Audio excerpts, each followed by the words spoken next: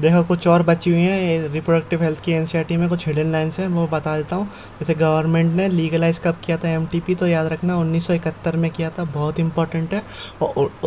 ये क्या नाम है, 2017 में क्या आया था, medical termination of pregnancy act आया था। इसमें क्या कर दिया था कि एनसीईआरटी में दे रखा है कि सिर्फ 12 हफ्ते तक ही एमटीपी सेफ होता है, बट ये जो एक्ट आया था इसमें बोला था कि 20 हफ्ते तक, 24 वीक्स तक भी हम कर सकते हैं, बट बिफोर 24 वीक्स तक भी कर सकते हैं।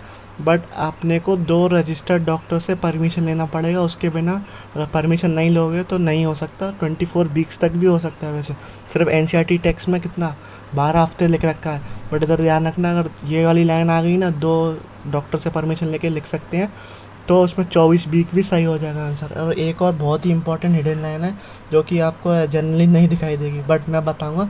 देखो अर्ली सिम्टम्स अपन सबको पता है कि माइनर्स होते हैं, itching, fluid discharge, slightly painful swelling, ये सब तो सबको पता है कि स्वेलिंग वगैरह ये होती है। बट इन्फेक्टेड फीमेल्स जो कि एसिम्टोमेटिक होती हैं, hence remain undetected for very long, absence और less significant symptoms in early stage of infection और social stigma attach to STI. ठीक है, जो फीमेल जो इसमें इन्फेक्ट होती हैं एसटीआई में, इनमें सिम्टम्स नहीं आते, ये सिम्टोमेटिक होती है, या तो आएंगे भी तो बहुत कम आएंगे।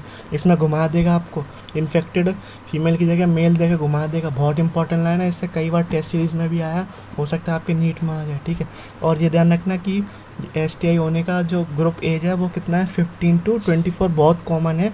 और फर्टिलिटी में देखो इधर कुछ नहीं लिख रखा कि भले इनफर्टाइल है तो कितने साल तक उसको इनफर्टाइल माना जाता है, अगर शादी होने के बाद वो रिप्रोडक्शन नहीं कर पाए तो। इसमें लिख रखा है देखो समरी में, 2 साल तक अगर नहीं कर पाए तो उसको इनफर्टाइल बोलेंगे। इसकी वजह से इनको ये लोग अगर इनको कंसीव करना है तो आर्ट टेक्निक कर सकते हैं। ठीक है, और ये ध्यान रखना, जो इन विवो इन विट्रो सबको पता है, बट जो आईसीएसआई है ना, आईसीएसआई इंट्रासाइटोप्लाज्मिक स्पर्म इंजेक्शन, वो इन विट्रो में होता है। ठीक है, इन विवो में नहीं होता। इन विवो में क्या होता है, आर्टिफिशियल इंसेमिनेशन में इंट्रायूट्राइन ट्रांसफ़र होता है। ठीक है, इन विवो में अंदर हो सकता है, फीमेल के अंदर डेवलपमेंट हो सकता है एम्ब्रियो का, बट इन विट्रो में नहीं हो सकता। ये भी इंपॉर्टेंट लाइन है।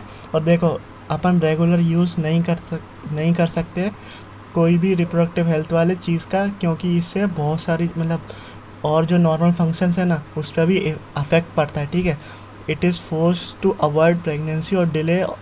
ये हम किसके लिए यूज़ करते हैं, या तो प्रेगनेंसी को डिले करने में, नहीं तो दो चाइल्ड के बीच में या 2 बच्चों के बीच में स्पेस लाने के लिए ये वाली टेक्निक यूज़ करते हैं। इनके ऊपर डिपेंड नहीं रहना, ये भी एनसीईआरटी में लिखा हुआ है।